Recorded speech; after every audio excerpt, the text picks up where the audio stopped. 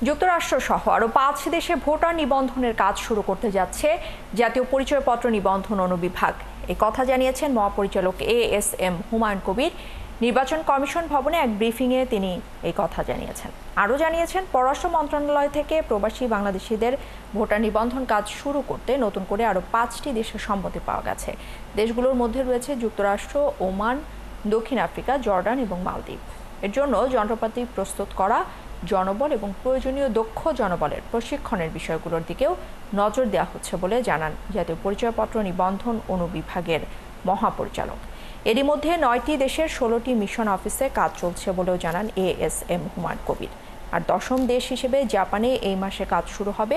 স্থানীয় কারিগরি public IP পেতে শিগগিরই চালু করা হবে।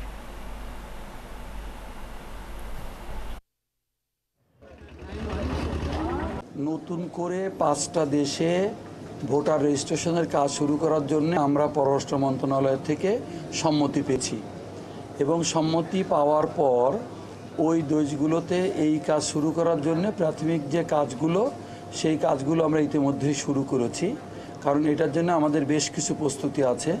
আমাদের ইকুইপমেন্টগুলো রেডি করতে হবে, আমাদের জনবল রেডি করতে হবে এবং আমাদের প্রয়োজনীয় লোকজনকে সিলেক্ট করতে হবে এবং কিছু প্রশিক্ষণের বিষয় আছে আর কিছু যন্ত্রপাতির ইন্টিগ্রেশনের বিষয় আছে। সেই কাজগুলো আমরা এখন পর্যায়ক্রমে শুরু করেছি।